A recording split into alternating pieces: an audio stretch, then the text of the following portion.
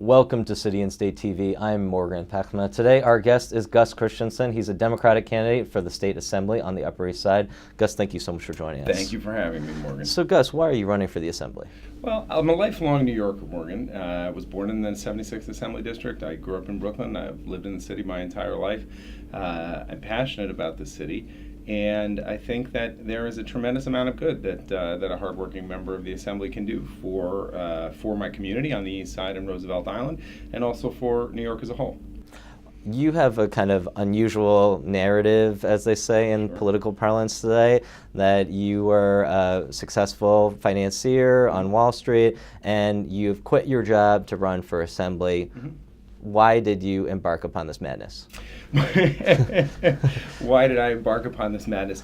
Look, our community, like all communities within New York and everywhere, needs good, strong representation in the state capitol.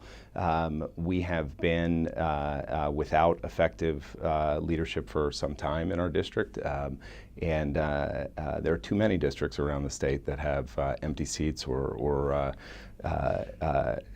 representatives under clouds, and it's very important, I think, that we have good, strong leadership. And when the seat appeared to be opening up, I was asked to run by a number of local leaders, and I thought about it, and I thought that it made a ton of sense, and so I've been trying to do it full time. It was too difficult. I tried for a little while to continue to work in my old job while putting together a campaign, and I found myself unable to fully properly focus on it. So I left my job. I have the luxury of being able to do that, and so I've been running at it full time, the same way that I would expect to and intend to do the job once elected, to work at it on a full time basis and not seek outside employment.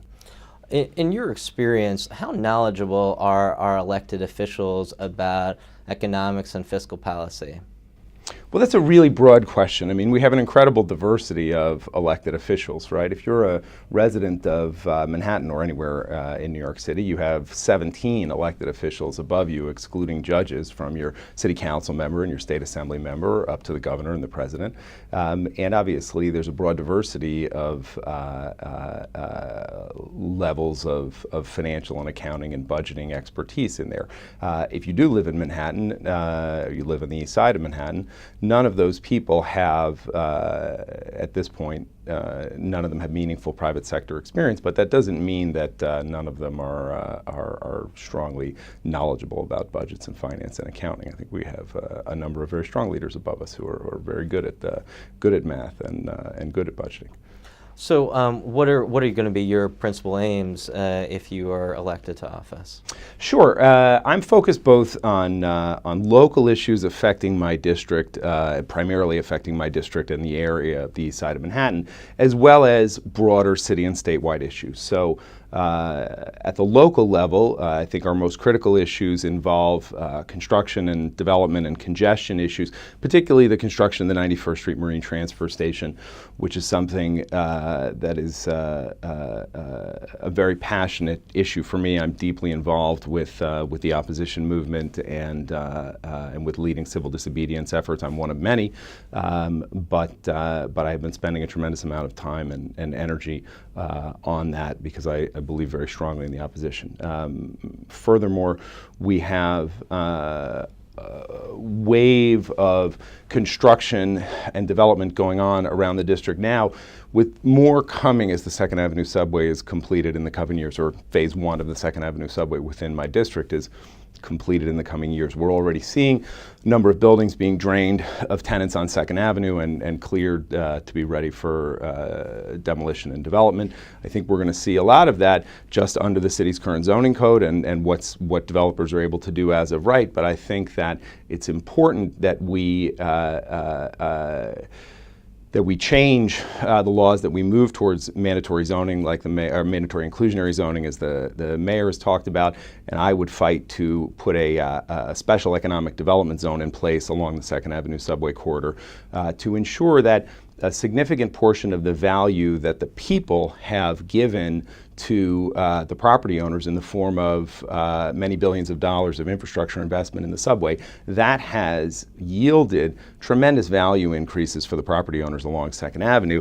And as they realize those value increases by developing some large projects along there, the community really does need and deserve to capture a significant portion of the value increase that was created by the people's money. So I'm going to be looking to create a special economic development zone there with mandatory inclusionary zoning, with goals of getting significant amounts of affordable housing and senior housing, but also critically schools and other city and municipal functions built into mixed-use sites.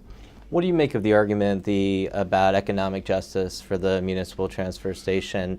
And I mean, what do you think? You talked about civil disobedience, but the power structure in the city is very much in favor of the transfer station. And while the elected officials oppose it, it seems like that, at least from the city's perspective, that this is going to go through. Right. So you said economic justice. I think you meant the concept of environmental justice. It's something that people, supporters of the transfer station have talked about. The problem is that the transfer station is not actually going to yield any net improvement in environmental justice. I'm absolutely cognizant of issues of environmental injustice in New York City, around the country and around the world.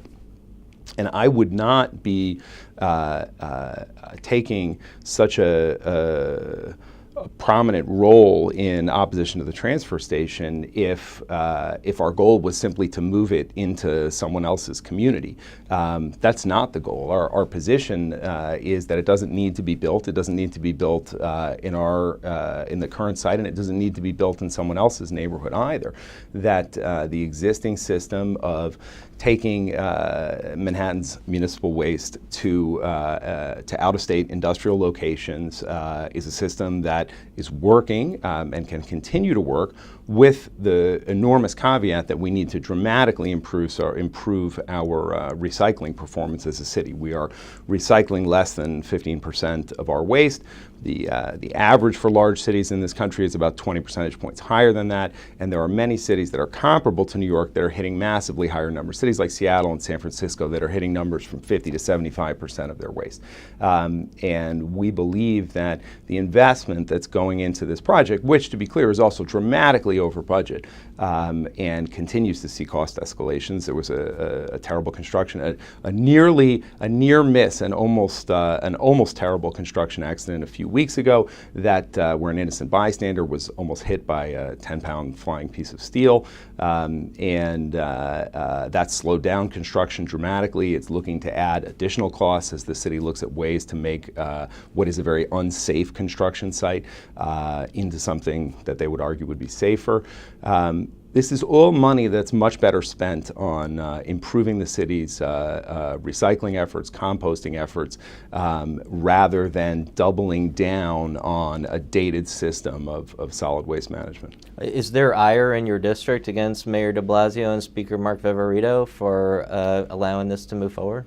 I think on this issue there is significant dissatisfaction with a number of elected officials around the city who have been in favor of it. But we're working on changing hearts and minds through the city council, through the administration. We do lobby days regularly. I've been down to City Hall meeting with members of the city council and some of their staff members. We are arguing with a facts-based argument. Pledge to Protect published a very well-researched and lengthy report earlier this year called Talking Trash. The Citizens Budget Commission has recently published a report, 12 Things Everyone Should Know About New York City's Garbage. It's not in and of itself an argument against the transfer station, but when you look at the research that's being done and tie it together and look at the numbers, the arguments are very compelling that the solid waste management management plan, as passed under the Bloomberg administration, is not the right path. It's a backward-looking plan. You know, it harkens back to a time when, because these plans take very many years, decades in some cases, to sort of come to fruition. All the way back in the Koch administration, there were plans drawn up, or in the early days of thinking about what to do after fresh kills, to move to a system of incinerators around the city, which did not happen because of significant public opposition in the 1980s. But a lot of those sites are the same sites that we're looking at now. And it goes back to a time when the city had an industrial waterfront. You know, once upon a time, New York Harbor was full of ships, and it was full of industrial activity. That time is long past. The waterfront of Manhattan at this point is almost entirely residential. The waterfront of Brooklyn and Queens is becoming more and more residential every year. You have areas like Long Island City, which has had a massive population explosion over the last 10, 15 years, as formerly industrial and commercial areas near the waterfront have turned over to residential. I think that is the right vision for the city. The city needs more housing, more affordable housing, and the waterfront industry is not coming back. So to push a plan that harkens back to a time when putting heavy industrial activity on the waterfront made sense, well, that no longer makes sense. And lastly, I mean, you alluded to the fact that the person that you're aiming to succeed in the assembly is kind of leaving under a cloud, not of surrounding public corruption, but of some personal wrongdoing. And as we know, that there has been an epidemic of corruption in Albany, very much in the headlines right now. How can we restore some sort of sense of pride to the legislature? What would you do? What steps would you take as an assembly member to try to address these problems? Well, look, I mean, I think it starts with, you know, and I don't want to. I think it starts with electing good people, with electing honest people, with electing people from, and I don't want to, you know, imply that I think that the current or former occupant of my seat is dishonest in any way. I don't want to do that. But I think that it's important to elect people who have more diverse backgrounds. And it's funny, I mean, I'm not a poster child for diversity in my life, but in terms of my background and going into New York State politics, I am, as you mentioned at the beginning of the interview, different than the average Democrat in New York City, and in terms of elected politics. And having worked in a corporate environment for many years, I've been through, you know, a much more rigorous and frankly adult system of grown-up system of office interaction and anti-harassment training and that kind of thing. It's been going on for so long in corporate America and in big business and small business as well, that the kinds of things that have continued to go on, not just in New York but in other legislatures around the country and in Congress as well, are just things that, you know, people should know are wrong, and people should have learned, you know, 20 years ago that you can't behave that way anymore. Mad Men is a great TV show, but it's not a great way to run a legislature. I understand you're talking about the sexual harassment issue, but were you also inferring that because you've been successful in the private sector, you don't need to steal? Well, I mean, I guess you could put it that way. I don't think anyone needs to steal, Morgan. I would certainly hope that no one who's an elected official needs to steal. Clearly, there is a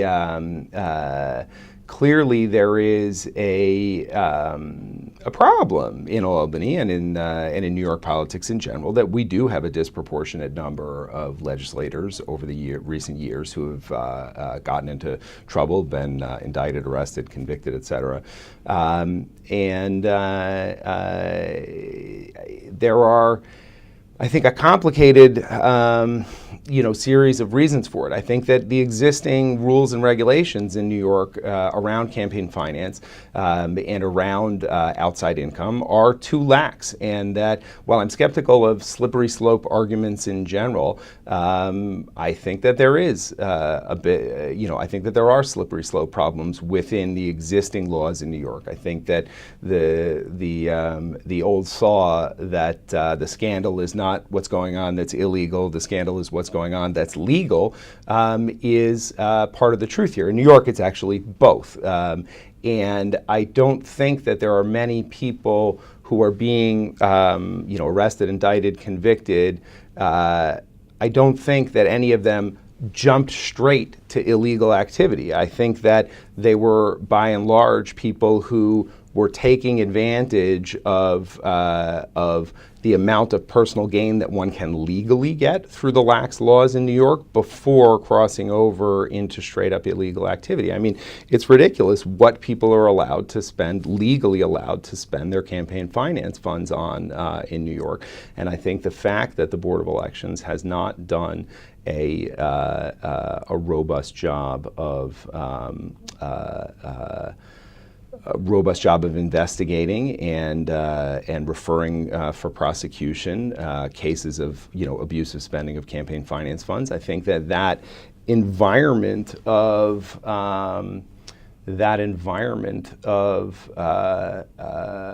laxity does lead people to go further. People are getting away with so much in terms of what they're spending their campaign finance funds on that it's maybe it is not a great step to outright illegal activity for many of them. Not for many, for a few. It's a few. It's not it's not as though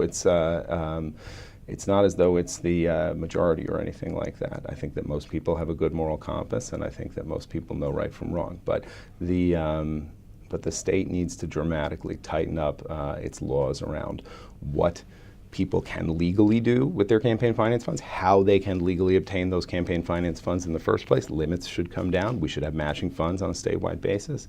And what people can spend that money on should be dramatically tighter. And when people violate those rules, they should be, it should be captured quickly and referred for prosecution. Gus Christensen, thank you so much for joining us. Thank you very much. Very nice to meet you, Morgan.